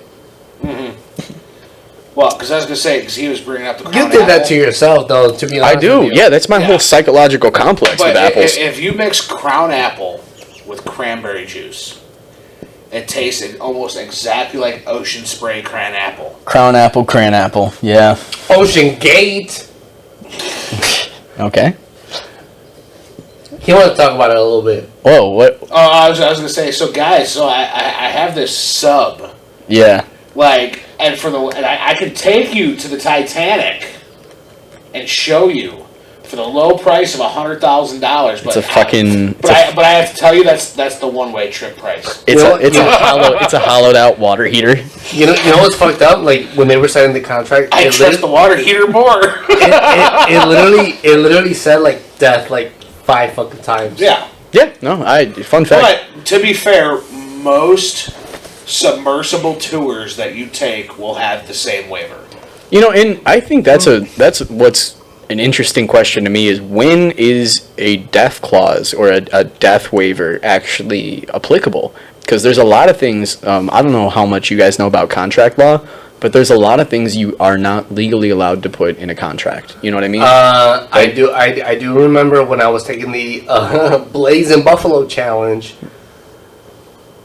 Eventually it said death, but it meant like there's clauses to clause to clause to clause that would lead to. Yeah. So what I'm saying is, when is it actually, like you can put, hey, you could die from this, and then somebody dies, and you go, well, not my fault. It was in the clause. Because you can't do that for everything. You really can't. Explain what. So, like for example, if I have a theme park and there is a death and dismemberment clause for a roller coaster, and I say, hey, just so you know, before you get on this, you could get really hurt. You have to sign here. People get hurt, they can still sue. Why? Because at the end of the day, someone can argue that attraction or ride was not safe to begin with. And so you can't the same build. people wouldn't know that. But listen. Also a hazard. No, the key point is you cannot build something dangerous with an aim to hurt people and then have them sign a contract that says you're not responsible if they get hurt. That's not legal. That is against the law. No. So essentially, it's so for like that death clause, it's for anything to where they're not intentionally going to kill you. So it's just they're going to do everything they can to get you back alive. Yep. And they're going to do their damnedest to make sure nothing bad happens to you. Okay, yeah, I get what you're saying now completely. So at the end of the day, even if you sign something like that, if they do anything that does jeopardize your life, you still have full legal. But that's not their intention. Intention is out of the fucking contract. That's going to come down to most court systems, and most judges are going to look at you and be like, okay, so you were injured doing this. Yeah, and the crazier it sounds. But you know for a fact that people can get injured doing this, and you signed this document saying, hey, I understand that I could get injured, and I'm not going to hold you liable if I do, yet here you're sitting in front of me trying to hold him liable. Yeah, and that's why civil court is so interesting, because you essentially get some fucking idiot arguing to a judge that he didn't know he could get hurt. He didn't know he could get hurt in a fucking go-kart. Everybody at Ocean Gate is not being sued. Like, everybody, pulled out of it for some fucking reason. What do you mean? They, withdrew the lawsuits? All of the family members that were, suing them, pulled out. So I'm guessing... That contract was tight. Yeah, now I'm guessing that's what happened, is the fact that there was probably you got to make the lawsuit regardless. If you think you might have legal recourse, you have to file the lawsuit, and then you have to go through discovery. And discovery is essentially the part where the court can obligate both parties to present whatever evidence exists for whatever somebody is alleging. And discovery is where everything is like will get found out. The police will be like, sometimes the police get involved and go and seize like devices, or they seize information. They'll come to your door, knock, and say you need to present this. But yeah, that's the part of the lawsuit where pretty much everyone finds out if they have a case is through discovery. Because after discovery, you know everything's on the table, all the information, whatever you think might be there, and if you don't have anything there and don't have enough He is now a professional lawyer. David Ruffner is now a lawyer. Go to him if you want to be, held responsible for any civil cases.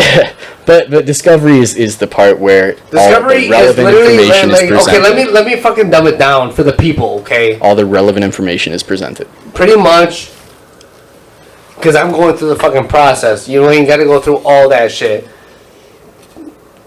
Pretty much. Well, that's so your case was a little less. You go with your lawyer and you see them, and then they look at what is going on, and that's the discovery process. Not just you, but also the opposition, and they try to make the same. They try to come up with. They agree on the facts. They agree on the facts, but they try to make a way the opposition to make it beneficial to you, them, and you. Your lawyer is trying to make a protection to you. Done. Yeah, that's it. It's where everything 10-15 seconds of dumbing it down is more than all the relevant information to the case is presented. Better than the magnesium of the fucking volcano going at a 183, 25, 56 miles per hour. What? How many apples does she have? How many apples does she have, David? All right. You want to try the Knob Creek ramen? Yes, please. Yeah, Thank time you. for that. You never ask. So this one is a little stronger. Also, Billy's here. Don't forget Billy. I don't know if Billy wants any Knob Creek. No, not Knob Creek. But like, what do you feel about the whole Ocean Gate thing? Like, they signed the contract knowing that it was possible for them to die. But like, also, if you ride on a ship, you are possible to die. If you go in your car, do you sign a fucking contract knowing that you're gonna maybe die? No. But if you go to a racetrack and rent a supercar to drive around the track, they make you sign a waiver because you could potentially die. Yeah. It's the same shit. Yep. And the only...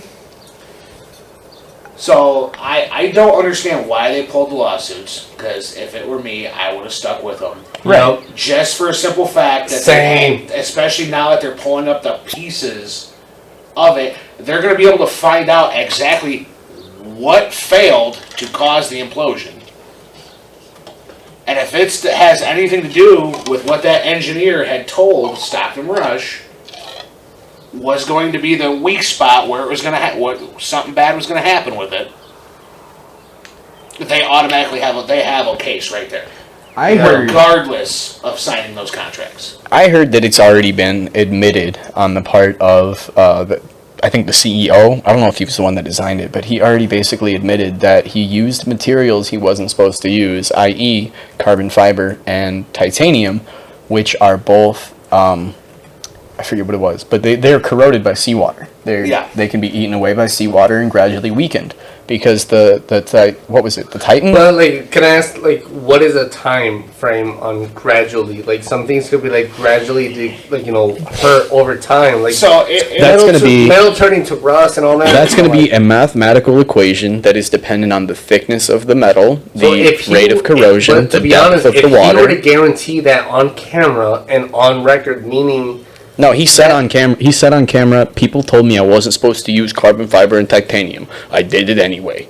He said that on camera. So the main reason they were told he was told not to is because both of those materials have not been classed for any sort of depth. Like, because nobody's ever used them on submersibles. Yeah. They've used them on watercraft. Yeah. So it's classable materials on watercraft.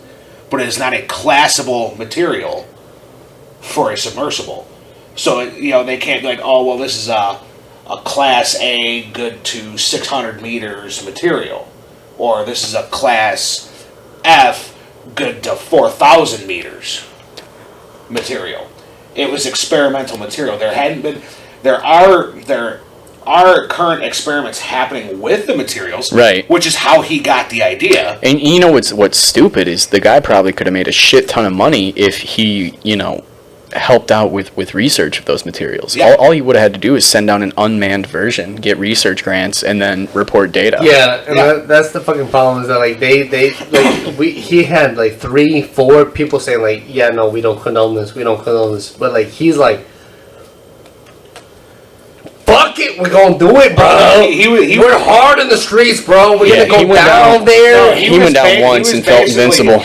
Yeah, he was basically saying, well, there's no safety in innovation.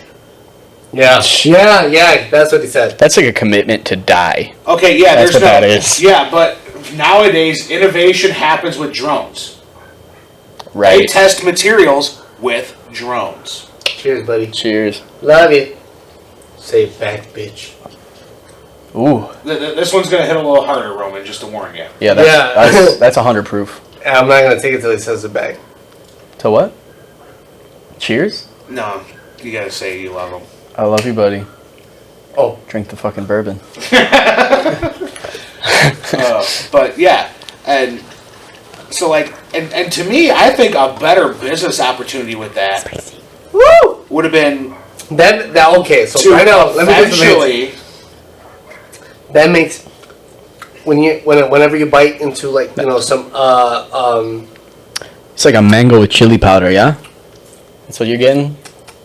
That's hard. Yeah, it is. That's a hard boy. Yeah, but it's nice too. It's warm. That's if you want to get freaky on a Friday night that's and you're Christmas. trying to see your man and he has a strap on attached to his dick to make it double wide type of hard. Ooh. All right, I was gonna say that's like Christmas, but not Christmas morning, but a nice warm Christmas night. That's what I taste. No. All right. That's a fucking hardcore getting in the weird side of porn. If you want to make a good old-fashioned homemade eggnog, Knob Creek. Yeah, pairs very well with it. I love eggnog already. See, I'm an eggnog freak. I can down a half gallon in a day. Here. Yeah. Same here, Oh fuck. Yeah, so if you're going for a nice boozy eggnog, Knob Creek pairs with it beautifully. Mm-hmm. Ooh. Got a nice spice to it. And that's why. Yep. And that's why it pairs so nice. Yep, exactly. It's got that peppery spice note to it. And so the other thing is with eggnog, you gotta wait till they get the Deans, the Prairie Farms, the whatever. Don't get that awful Southern Comfort eggnog imitation they got in there. It's oh my god, it's bad. No, Prairie Farms has to be one of my favorites. Absolutely. I don't know if you've never tried the Oberweis eggnog. I have. That is delicious. You gotta try it once in your life. It's delicious. Ooh. I don't know what it is, but I think my diet consists probably predominantly of fat, whether it's fatty meat or sausage or oils or whatever. I love it. I love fats. Let me ask you a question. I like the New York strip, favorite cut. Why? Got that nice big old fat cap. You see my fridge. What do you think about it? I think you have a pack of bacon and a pack of hot dogs in there. That's all I fucking need, alright? So I don't know what you expect me to say about that. Say it. Because I remember you were making fun of me. Was I? He's got frozen food. He's got a pack of this, a pack of this. I wasn't making fun of you. I was commenting on the fact that you don't have much in your fridge. You weren't commentating. You were commentating with a smirk. Like, oh yeah, he's got this, yeah, his seasoning is this. Yeah, but all I gotta say out of that, Roman, is what are friends for? Yeah. He's going to call me out. Right. Hell yeah. And I told him as soon as I move in, we'll keep the chicken breasts, we'll keep the ground beef, we'll keep the... What else? I would say steaks, but I don't know if we're going to be eating steaks that often. We're on a budget here. So I'm on a budget. You are free to do whatever you want. But I'm not buying you fucking T-bones every night, bitch. See, here, check this out. Go to Prairie Hill Meats. Yep, I live right down the street, absolutely. Dude, you get a box from there. That is budget friendly. And that has every bit of meat you need. Especially you get their most expensive, that $280 box. Oh. There is so much in that. Like, you have meat for a year in that. Yeah, but then you gotta freeze it too. I'm not a big fan of freezing meat. I'm just not. If you do it properly, and you're going to eat it within a proper amount of time. How is properly freezing it? So, freezer paper. Yeah. I'm telling you, most people say, oh, put it in Ziplocs, do that. No. Good old-fashioned freezer paper. Roll it up and fold it real nice in freezer paper. Tape it up. Write on there what it is, and pack it in the freezer. Can I ask you, alright, so, one, I'm having a housewarming party. Are you coming to it? Housewarming party? Damn house is warm enough. Well, That's fucking good. As long as I don't get screwed over at all on a Saturday, I will come. I tell you what, we should either get a grill or smoker for it. Well, I'm saying, like, okay, so I bought, literally, like, I already have the order. 20 pounds of carne asada. No, 25 pounds of carne asada. Is it showing up cooked or?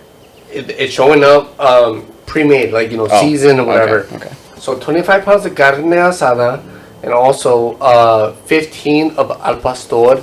My sister-in-law is going to be bringing some 35 pounds of meat, check. frijoles rancheros. No, frijoles rancheros. And then they're bringing guacamole, salsa, some rice, and also some other shit. And also, I still got to go and buy some more meat, because who knows if you don't like al pastor or carne asada, I'm going to be like making some, like, ribs with I if they don't like either of those, they're wrong. Just leave. Leave my house? No. Put your gift down and leave. You don't like these two things, kiss my ass. Put your gift down and leave. And, like, everything that I don't cook, I'm going to be freezing. So, that's food for me later. Yeah. And I also bought a skillet. But see, here's the nice thing. No, not a skillet. See, here's the nice thing about 22-inch griddle. If you cook up all that meat, okay? They're different days though. So like, I'm gonna do like half on this day, half on this day. I also bought 7 pounds of asada pollo. Okay. Like, cause like Julie, Yeah.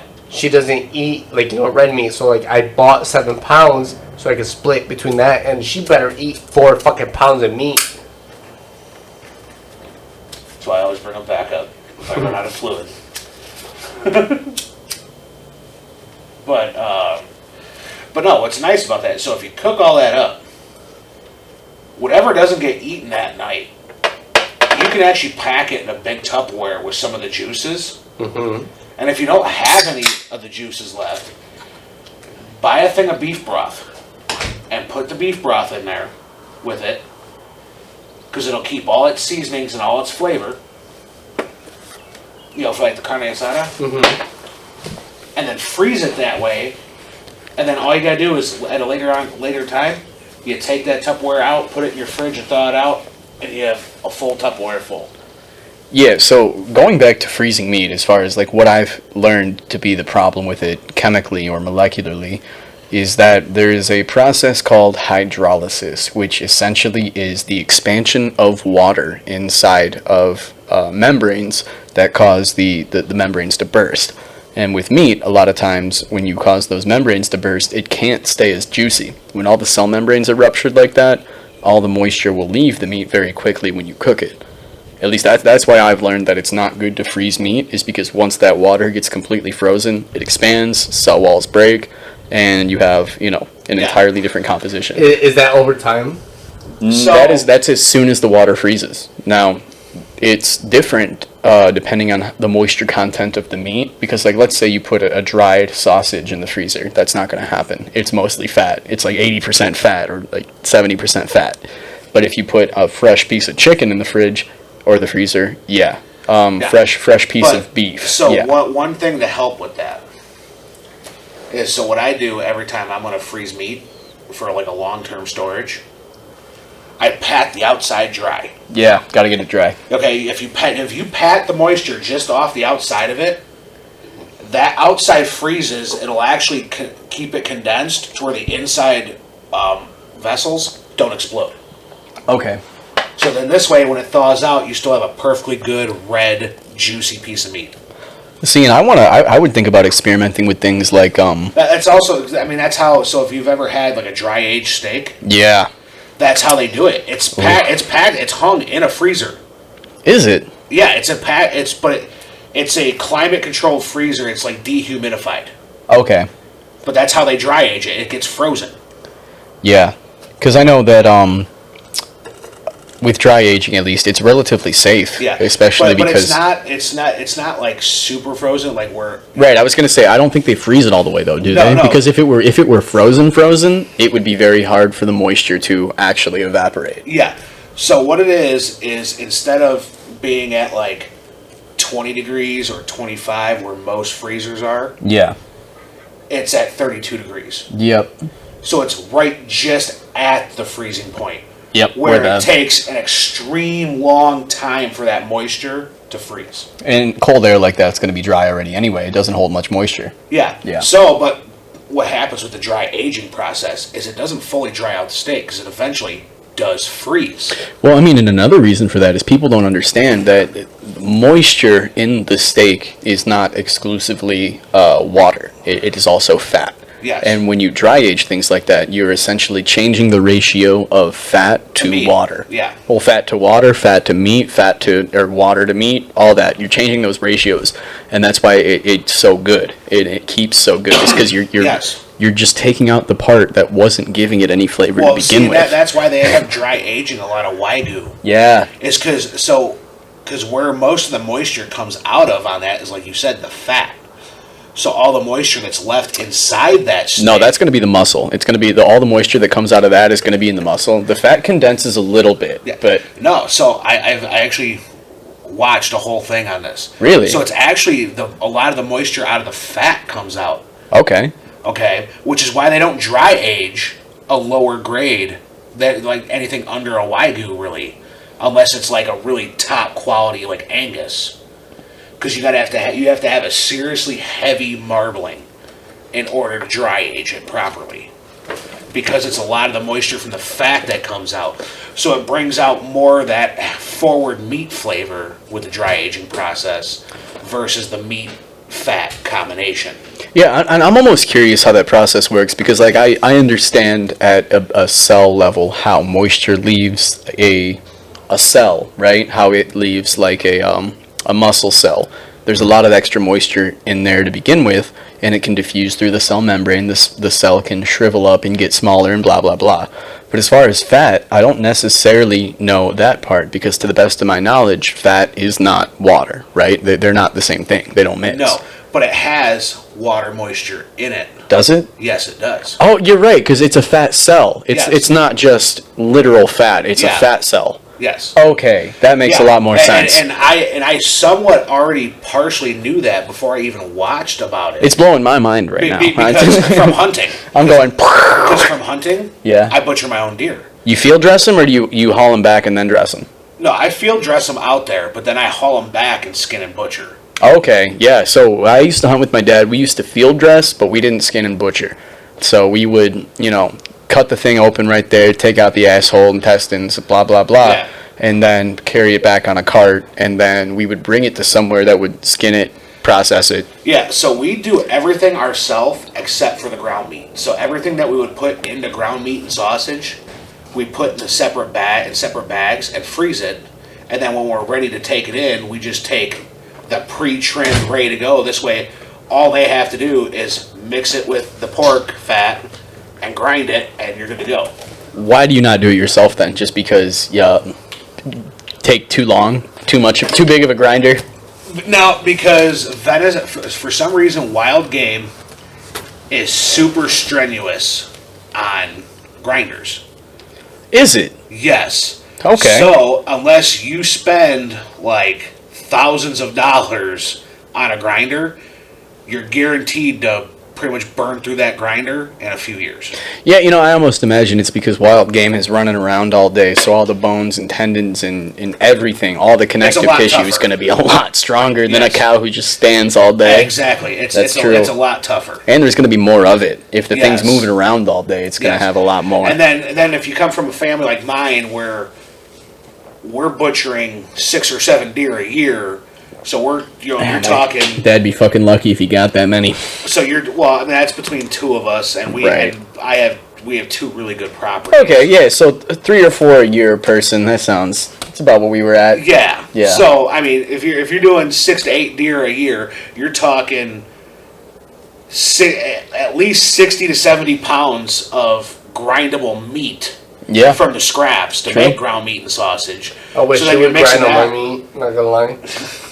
So then you're mixing that with the pork, but that venison it eats grinders. Yeah, and it's funny. I've never actually had venison pork mixture. I've had venison beef. That's what my family used to always do, is mix the venison with the beef, because my little ass would always complain. I'd say, it's too gamey. And my parents, they didn't know how to use seasonings or spices. Never do that again. Never ever. Never ever. That was so stupid. Yeah, it was. I never used these. What's this one? So wait, hold on. What's this one? Welcome back to the How You Doing. That's awful. I'm gonna load in some custom sounds. That's okay. That other one's almost like How you doing? That's like generic talk show. Yeah, it's like royalty free. Welcome back to the Jimmy's family. Right. No, so we don't actually mix it bad. with beef meat. We just do the trimmings, which is all just fat. Okay.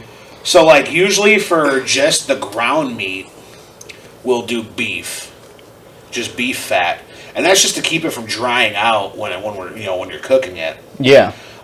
So you trim the venison fat off and mix it with beef fat, or? Yeah, no. So you actually take the fat completely off the deer. Yeah. Because so the tallow on deer is not like tallow on cows. And this is making a lot of sense right now. That's why it's got that gamey fucking flavor. Yeah. If you do not take that fat and that silver skin off, that's where all your gaminess comes from. Yeah. If you take the time to properly trim that off, it is actually very not gamey. So by your estimate then, what percentage of meat processors around here do you think do that right? Because I remember we used to take it somewhere, but still it tasted like that. It was... Yeah, so...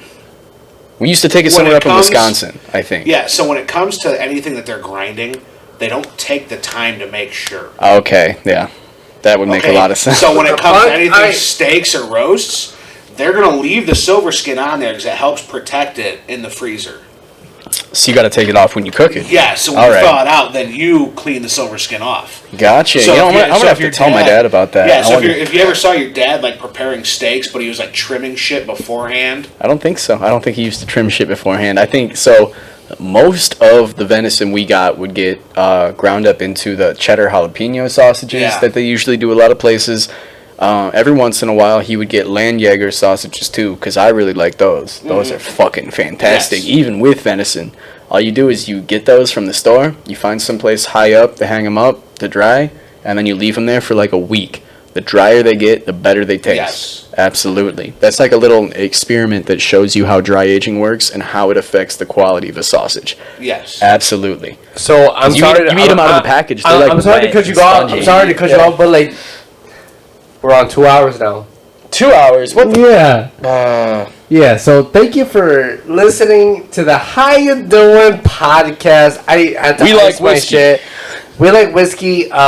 Thank you, Billy, for coming and bringing all these drinks. Oh, no problem. Appreciate it. Well, David and I had the conversation. He said I remember on the one episode he liked bourbons. I will say, we had the conversation. I'm like, dude, I'm bringing stuff. I will say, having you here, I'm shocked how much that you love the chemistry science side. Dude, that's awesome. Hell yeah, that's my itch. I love learning it. So if I'm back on the podcast this you will be. Hell yeah, of course. This winter. This winter I will have a batch of mead ready. Yeah? Ooh, all right. I could bring a bottle of mead. I might have to start now. I might have to start my batch now to compare. Yeah, I'm going to be getting, I got to get another bucket for sanitizing all my equipment. Okay. And then I got to get honey, and then I'm ready to rock. So I'm going to be doing that in the next couple weeks. I am going to talk to my girlfriend and my mom and see if they know anyone that has beehives, because like I for whatever reason I'm in contact with a shocking amount of beekeepers. So we'll see if we can get some farm honey for that. Is Yes. she? Yeah. Well, that's what I'm doing. is she- I jumped on Facebook Marketplace and Yeah. searched up like what farms are selling Always. honey. Because it's always so interesting, like the different tastes based on the area and the flowers, Yeah. and oh, Well, see, and I love normal farm honey just because that's just a good, proper wildflower honey. yeah. And a good, proper wildflower honey, raw like that, makes the best mead, in my opinion. Okay. Clover comes in a good close second. So Can I ask a question before, like, we end the podcast? I forgot. Yeah, we're ending. Yeah, we're ending the podcast. You said she, like, is that okay for her to? It's she, they, mostly they. She, They they. are non-binary, so I'll say they most of the time. Because I've noticed that, like, when you say my girlfriend, she, and I'm just like, oh. Yeah, so sometimes I say she, most of the time I say they. They don't mind if I say girlfriend the same way that they call me their boyfriend, so it's, Can we talk about this real quick? Like, Yeah, we'll talk about gender issues. I want to talk about this really Absolutely. quick. Like, okay, so like I try to explain, like, the whole, like, Liz at work. I was talking about my last podcast, and she was like, oh, who was it? And I was like, oh, it was like David and You can say, yeah, girlfriend, partner, say whatever you want, really. yeah. But what I'm saying is, like, okay, so like, it's great, it's awesome. The that receptacle of the bone saw. Yeah. No, I'll tell you the truth. No. It's great that they, like, they came up with, like, the own way to say it, but, like, unfortunately, the English language doesn't work that way. It does. So I'll say two things. How? Because they means two people according to the English language.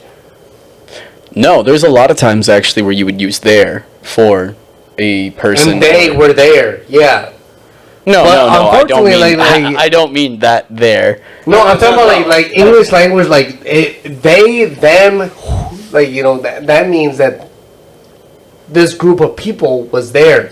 So, like, I'm just saying, like, because, like, when I was trying to tell her about bone, edit that out.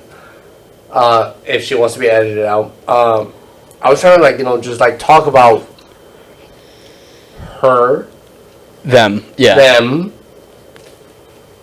but like everything that I would say, I would have to like mix up in my mind. I'm like, I mean, them, they.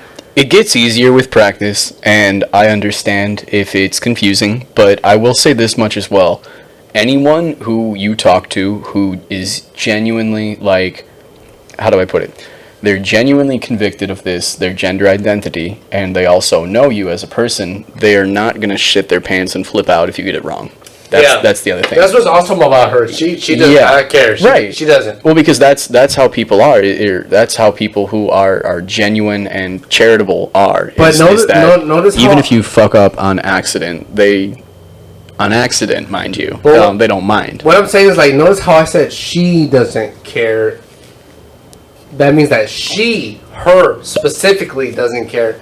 But if I were to say they don't care, that brings up, like, who else would? Like, they is a group. No, well, I mean, I'll tell you this much. If you're consciously making the choice to say she instead of there, then they would not appreciate that. If you're fucking up and doing it accidentally, then I'm sure they don't care. I say at this point, we come up with, like, a new word that would be, like, he, she, and somebody that is genderizing themselves in their own way. Sure, but I just try to call people what they want to be called. And, like, that's my thing. Is, like, you'll find that fiscally and economically, I'm pretty conservative for the most part. But as far as, like, gender ideology goes, as far as, like, sexual politics and all that shit, I'm very liberal. I believe people should be able to do whatever they want, pretty much completely.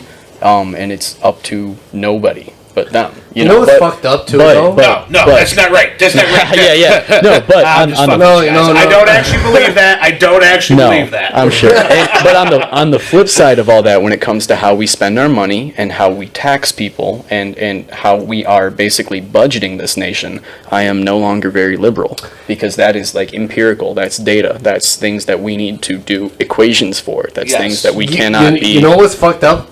California, of course. They're the ones doing this. If you don't, like, let's say you have a kid, right? Yeah. And they are, I don't know if this is a word, but it's a way that I like to say, genderdizing their way into something else. They're genderdizing their way. No, so they're questioning their gender. Yeah, they're exploring. And if the parent, not questioning, but like, let's say like, you know, your kid is a boy, but he says, I'm a girl. Sure. That's fine with me.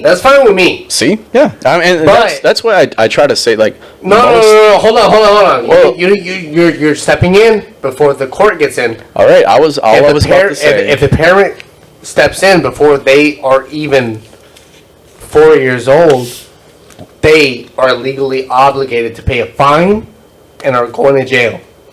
Yeah, and I don't know if I... At that point, it's like... Fuck, like they're a kid. When I was 2 years old, I put on my mom's makeup. Could you imagine? My dad was like, "The fuck, ugly ass." Yeah, so right off. I'm like, I'm not ugly. Two things. Number one, I feel like that is absolutely governmental overstep. There's definitely a problem with the government legislating sometimes how parents are allowed to raise their children, what they're allowed to discourage their children from, what they're allowed to encourage their children towards, blah, blah, blah. Yes, I do think the state should be allowed to step in and say, sorry, you can't hit your kid anymore. But, you know, I digress. That's its own separate issue. I do think that it is wrong for California to essentially legislate how parents talk about gender with their children and sex and stuff. I'm not sitting here saying that, oh, it's totally cool if you punch your kid because you think they're gay. That's not what I'm saying at all.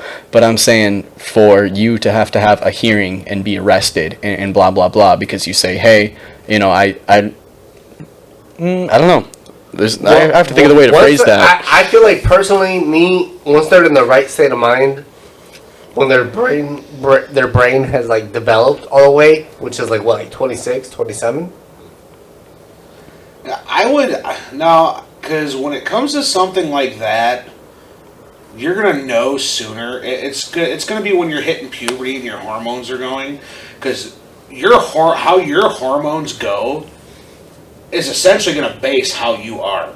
Mm-hmm. Sure. Yeah. No. Because it's already been proven in most, like, say, like, there is science behind, like, there's extremely feminine, flamboyant homosexual men.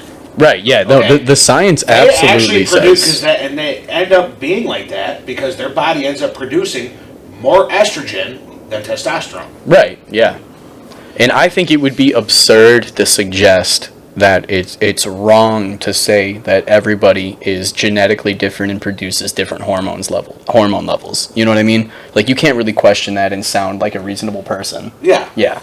So, But, well, especially when there's scientific facts behind it that everybody produces differently. I think we found out a long time ago that... So, like, and that's where, like, they're trying to see studies now, like, with transgender people, with that studies, like, okay, if they are feeling more like a woman, does this mean that's, you know, that their body pretty much, like, damn near quit just producing testosterone or produce such a small, minute amount that they're almost 100% estrogen? And that's why these people... Nah, I'm not a man, I'm a woman. You know, it could be like, that was... You're a woman. That was horrible timing. Not a man or a woman. It really was, and people probably won't like that. So, no, we got, especially when I'm bringing out scientific facts. Yeah, I know. He's like, ha ha ha, transgenders.